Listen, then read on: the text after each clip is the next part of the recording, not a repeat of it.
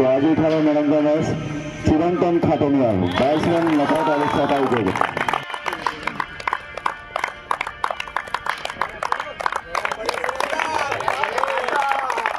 নমস্কাৰ গগো স্পৰ্টছ শ্ৰেণীৰ প্ৰতিযোগী দৰ্শকক স্বাগতম জনাইছোঁ। মই বৰ্তমান উপস্থিত আছোঁ মালিগাঁৱৰ NF ৰেলৱে খেলপথাৰত আৰু সকলোৱে গম পাইছে পূৰ্ণগতিত চলি আছে সীতাৰাম চাউচৰীয়া আণ্ডাৰ 19 ক্ৰিকেট মিট আৰু আজি অৱতীৰ্ণ হৈছিলে খেলখনত অংকুৰজ্যোতি ক্লাব আৰু অৱতীৰ্ণ হৈছিলে ৰাইন'লেণ্ড আৰু তীব্ৰ উত্তেজনাপূৰ্ণ খেলখনত 8 ৰানত জয়ী হৈছে ৰাইন'লেণ্ড। মোৰ লগত উপস্থিত আছে ৰাইন'লেণ্ডৰ প্ৰশিক্ষক, লগতে উপস্থিত আছে দুই দলৰ কেপ্টেইন আৰু লগতে মেন অফ দ্য মেচ প্ৰাপ্ত খেলুৱৈগৰাকী মোৰ লগত উপস্থিত আছে। মই সকলোৰে মনৰ বতৰা ল'বলৈ চেষ্টা কৰিম।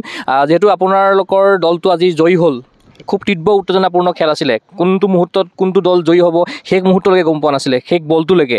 গতিকে কি ক'ব গোটেই মেচখনৰ সন্দৰ্ভত? ফাৰ্ষ্ট অফ অল মেচটো খুব ভাল হৈছে, দুটা টিমে জিকাৰ কাৰণে পূৰা ট্ৰাই কৰিছে। মেচটো খুব ভাল হৈছে। ফাৰ্ষ্ট আমিতো যেতিয়া সিহঁতৰ 100 ৰান আছিলে, আমাৰ কিন্তু বিলিভ আছিল যে এটা দুটা উইকেট যদি পৰি যায় তাৰপিছত আমি জিকিব পাৰোঁ বুলি বিলিভ আছিল। সেইটো কাৰণে সিহঁতে মেচটো জিকিব পাৰিছে। তো অভাৰঅল মেচটো খুব ভাল হৈছে। আৰু যদি বলিঙৰ কথা কোৱা যায়, আজি বলিং খুব ভাল হৈছে আৰু এজনে আজি আপোনালোকৰ 6টাকৈ উইকেট দখল কৰিবলৈ সক্ষম হৈছে আৰু প্লেয়াৰ অফ দ্য মেচৰ সন্মানো আজি লাভ কৰিবলৈ সক্ষম হৈছে। তেখেতৰ বিষয়ে কি ক'ব আপুনি? নাই, খুব ভাল বলাৰ হয়। আগৰ পৰা মই সৰুৰ পৰা তাক চাই আছোঁ, খুব ভাল বলিং কৰে সি। আৰু ইম্পৰ্টেণ্ট বস্তু কি আছিল তাৰ সি এটা জেগাত বল কৰি থাকিব পাৰে, তো সেইটো কাৰণে সি উইকেট পাইছে। এটা সময়ত এনেকুৱা লাগিছিল অংকুৰজ্যোতি ক্লাবে খুব কোবাই আছিল, এটা সময়লৈকে উইকেট বহুত দেৰিলৈকে পৰাই নাছিল।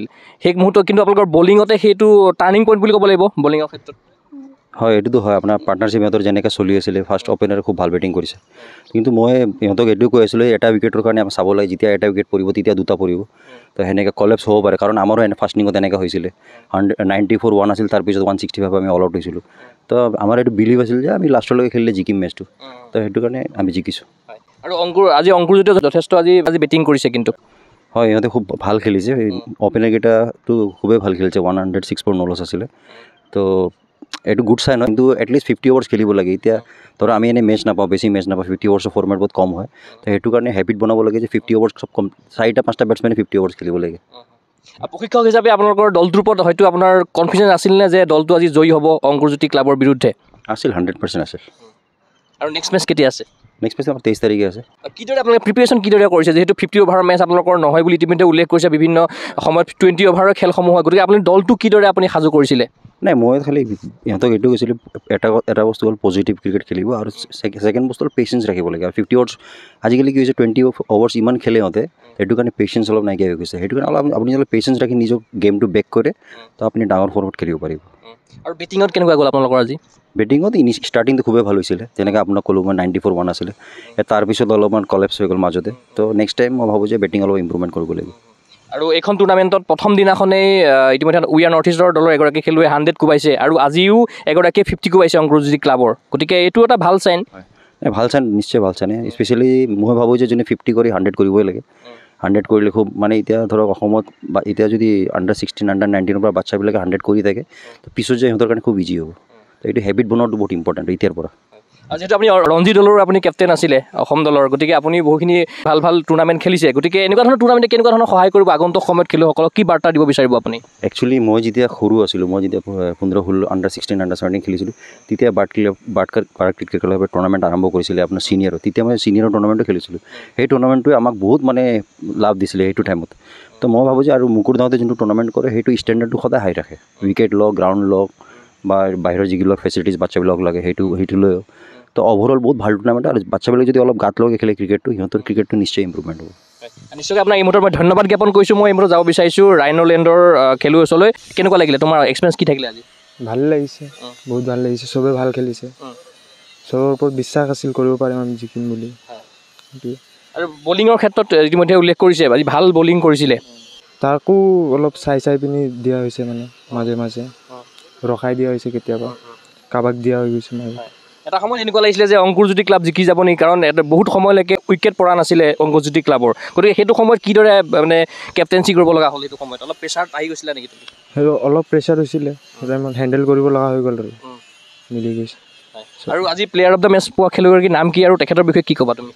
চিৰন্তন খাটনিয়াৰ, বহুত ভাল প্লেয়াৰ, ভাল বলিং কৰে, বেটিঙো ভাল কৰে। আৰু যিহেতু এগৰাকী মানে খুব অভিজ্ঞ প্ৰশিক্ষক তোমালোকৰ লগত আছে তেখেতৰ গোকুল শৰ্মা ডাঙৰীয়া, আমি ইতিমধ্যে কথা পাতিলোঁ, গতিকে তেখেতৰ দৰে প্ৰশিক্ষকৰ আণ্ডাৰত থাকিবা তোমালোকে মানে প্ৰশিক্ষণ গ্ৰহণ কৰি আছা, কি ক'বা তেখেতৰ বিষয়ে? সেইটো ভাল হয় আমাৰ নিজৰ কাৰণে। এতিয়া আমি ইমান ডাঙৰ প্লেয়াৰৰ লগত যেতিয়া পাইছোঁ কোচিং কৰিবলৈ। নিশ্চয়কৈ তোমাক ধন্যবাদ জ্ঞাপন কৰিলোঁ। এই মুহূৰ্তত যাব বিচাৰিছোঁ মই শংকৰজ্যোতি ক্লাবৰ অধিনায়কৰ ওচৰলৈ। कैसा लगा, कैसा एक्सपीरियंस रहा आज? अच्छा लगा, लेकिन मतलब स्टार्टिंग बहुत अच्छा हुआ था ओपनिंग में, मतलब फिर मतलब बाद में पूरा बैटिंग कोलैप्स कर दिया। तो नेक्स्ट टाइम से ट्राई करेंगे वो ना हो, उसको प्रिवेंट करने का ट्राई करेंगे। मतलब एक विकेट गया तो नेक्स्ट पार्टनरशिप एक बिल्ड हो, तो उससे मतलब क्या होता है रन अच्छा बनता है। लेकिन आज क्या हुआ, पूरा टीम ही कोलैप्स कर गया। तो मतलब अच्छा नहीं, क्या गेम प्लान क्या था आज? कुछ नहीं था। दूसरा टीम को मतलब कम रन में जिता सके, अच्छा बॉलिंग करके डिसिप्लिन बॉलिंग करके वो लोग को कम रन में रोकने का कोशिश करेंगे, और कुछ नहीं था। और ऑल आउट करने का ट्राई करता है, ऑल आउट हुआ वो लोग, बस और कुछ नहीं। राइनोलैंड का एक बॉलर ने तो 6 विकेट ले लिया है आज। उसने अच्छा बॉलिंग किया, अच्छा लेंथ, लेकिन हमारे बैट्समैन ने भी मतलब ज़्यादा ट्राई करने लगे। उसको अच्छा लग रहा था तो उसको रिस्पेक्ट देना चाहिए था इस समय। और नेक्स्ट मैच किसके साथ है? 21 तारीख को है, पता नहीं, पर देखना पड़ेगा। क्या एक्सपेक्टेशन रहेगा? जीतेंगे नेक्स्ट मैच, इससे बहुत अच्छा खेलने का ट्राई करेंगे। बात की कब के बारे में क्या बनना था? कुछ नहीं, बहुत अच्छा है। हर साल मतलब बहुत अच्छा से ऑर्गेनाइज करते हैं, ग्राउंड फैसिलिटीज़ एकदम हाई लेवल रहते हैं। Thank you. Thank you. আৰু এই মুহূৰ্তত উপস্থিত আছে আজি 6টাকৈ উইকেট দখল কৰি সকলোৰে দৃষ্টি আকৰ্ষণ কৰা ৰাইনলেণ্ড ক্ৰিকেট ক্লাবৰ তেখেত হ'ল বলাৰ। অভিনন্দন জ্ঞাপন কৰিছোঁ, আজি 6টাকৈ উইকেট দখল কৰিলা, কিদৰে সম্ভৱ হ'ল? প্ৰথমতে থেংক ইউ। মানে কেপ্টেইনৰ লগত যিটো প্লেনিং কৰি আছিলোঁ সেইটো প্লেনিঙত কাম কৰিলোঁ আৰু এইটো প্লেনিঙতে ছাকচেছ হ'লোঁ। এয়ে ভাল লাগিল, আৰু ভাল লাগিছে যে নিজে অকলে টিম ভাল কণ্ট্ৰিবিউশ্যন দিব পাৰিছোঁ টিমক, ভালকৈ উইন হৈছোঁ মেটচটো, আৰু পাছলৈকে যাতে নেহান বলিং কৰে, পাছলৈকে আৰু উইন হওঁ আমি, সেইটোৱে আশা ৰাখিছোঁ। আৰু ৰানো তুমি কম দিছা, ইমানো ৰান দিয়া নাই তুমি? ৰানো দিয়া নাই, বেছিভাগ আমি ডট বল কৰাৰে ট্ৰাই কৰিছোঁ। ডট বল কৰিলেতো উইকেট নিজে নিজে দি যাব, সেইটোৱে প্লেনিং আছিল আমাৰ। আৰু তোমাৰ এই বলিঙৰ কোচ কোন হয়? মোৰ বলিঙৰ কোচ জাভেদ ছাৰ আৰু এই গকুল ছাৰ। তেখেতসকলক আজি তাৰিখত কিদৰে ধন্যবাদ জ্ঞাপন কৰিবা? কাৰণ তুমি আজি এইখন ঐতিহ্যমণ্ডিত ফিল্ড, আৰু এইখনত তুমি আজি 6টাকৈ উইকেট দখল কৰিলা। অংকুৰজ্যোতিও ভাল ক্লাব হয়, অংকুৰজ্যোতি ক্লাবৰ বিৰুদ্ধে, গতিকে কি ক'বা? ছাৰহঁতক বহুত ধন্যবাদ দিছোঁ, যিখিনি মোক আজি ইয়ালৈকে অহাৰ কাৰণে যিটো শিকাইছে তাৰ বাবে। আৰু উইকেট ভাল। অধিনায়কে তোমাক কি কৈছিলে যেতিয়ালৈকে ধৰি লওক বহুত দেৰিলৈকে অংকুৰজ্যোতি ক্লাবৰ কিন্তু উইকেট পৰা নাছিলে, আৰু তোমাক হয়তো উইকেট ল'বৰ কাৰণে অধিনায়কে তোমাক কৈ আছিলে, গতিকে তুমি সেইটো সময়ত কিদৰে এটা প্ৰেছাৰ হেণ্ডেল কৰি পেলাই তুমি 6টাকৈ উইকেট দখল কৰিলা? মোক কৈছিল কেপ্টেইনে যে ডট বল কৰি যা, সেইমতে ডট বল কৰি গৈছোঁ আৰু উইকেট নিজে নিজে দি গৈছে, সেইটোৱে। আৰু এইখন টুৰ্ণামেণ্ট আগতেও খেলিছা নে এইবাৰ প্ৰথম খেলিছা তুমি? লাষ্ট ইয়াৰ খেলিছিলোঁ, কোনটো টিম? ৰাইনলেণ্ডে খেলিছোঁ। খেলিছিলা। আৰু নেক্সট কিদৰে প্ৰিপেৰেশ্যন কৰিবা, কিহৰ লগত কাৰ লগত খেলা আছে? আৰু লাষ্ট নৱজ্যোতিৰ লগত খেলা আছে চাগে, এইটোৱে আমি ভালকৈ প্ৰিপেৰেশ্যন কৰিম যাতে আৰু নেক্সট মেচটো ভাল কৰি উইকেট লওঁ, টিমক জিকাওঁ, ৰান কৰোঁ, সেইটোৱে। আৰু তুমি আজি বেটিঙতো ভাল কৰিছা, বেটিঙত কিদৰে তোমাৰ? বেটিঙত লাষ্টলৈকে বহুত অভাৰ আছিল, মানে গোটেইকেইটা অভাৰ খেলি যাম বুলি ভাবিছিলোঁ, সেনেকৈ ৰানটো ওলাই গৈছে। আমাৰ মানে অলপ ফাৰ্ষ্টতে বেটিংটো চলি এটা উইকেট গৈছিল 90 ৰানত, মাজত অলপ কলেপছ হৈ গ'ল, আৰু লাষ্টত মই আৰু লাষ্টৰ উইকেটটো অলপ ৰান কৰিলোঁ। এই আৰু অংকুৰজ্যোতিও লাষ্টত ফাৰ্ষ্ট ইনিংছত ফাৰ্ষ্ট অভাৰত ভাল ষ্টাৰ্ট দিছিল অ'পেনাৰ দুজনে, তাৰপিছত আহি মই উইকেট ল'লোঁ, সেনেকৈ তাহাঁতেও কলেপছ হৈ গ'ল। আৰু তোমাৰ ভৱিষ্যতে কি হোৱাৰ সপোন আছে? ইণ্ডিয়া খেলা সপোন আছে। ইণ্ডিয়া খেলা কাক তুমি ফ'ল' কৰা? বিৰাট কোহলি। আছে। আৰু ভৱিষ্যতে তুমি ইণ্ডিয়াৰ জাৰ্চি পিন্ধি মানে খেলিব মন আছে খুব তোমাৰ? বহুত মন আছে। য়েছ। আৰু বাদে যিহেতু এখন সুন্দৰ টুৰ্ণামেণ্ট তোমালোকৰ কাৰণে আয়োজন কৰিছে, 50 অভাৰ টুৰ্ণামেণ্ট, গতিকে আয়োজক বাদক তুমি কিদৰে ধন্যবাদ বা কৃতজ্ঞতা জ্ঞাপন কৰিবা? আমাক এটা অপৰচুনিটি দিছে বাদে ওপৰ লেভেল ক্ৰিকেটলৈ যাবলৈ, তেখেতসকলক বহুত ধন্যবাদ জনাইছোঁ মই। তোমাৰ ঘৰ গুৱাহাটীত? মই গুৱাহাটীত থাকোঁ, কিন্তু অৰিজিনেল ঘৰ বৰপেটা। তোমাৰ ভাল নামটো কৈ দিয়া। চিৰন্তন খাটনিয়াৰ। য়েছ। নিশ্চয়কৈ তোমাক ধন্যবাদ জ্ঞাপন কৰিছোঁ, আৰু পৰৱৰ্তী মেচৰ বাবে শুভেচ্ছা জ্ঞাপন কৰিছোঁ। থেংক ইউ, ধন্যবাদ। নিশ্চয়কৈ এয়া আছিল চিৰন্তন খাটনিয়াৰ, আৰু তেখেতে আজি সুন্দৰ প্ৰদৰ্শন কৰিলে। ইতিমধ্যে 6টাকৈ উইকেট দখল কৰি সকলোৰে দৃষ্টি আকৰ্ষণ কৰিলে, আৰু ৰাইনলেণ্ডে 8 ৰানত জয়ী হৈছে অংকুৰজ্যোতি ক্লাবৰ বিৰুদ্ধে। আমি আশা কৰিম এই টুৰ্ণামেণ্টখন সাফল্যমণ্ডিত হওক, সেই আশাৰে মই চিন্ময় কুমাৰ বৰাই অনুষ্ঠানৰ পৰা বিদায় লৈছোঁ। চাই থাকিব গগৈ স্পৰ্টছ চেনেল। ধন্যবাদ।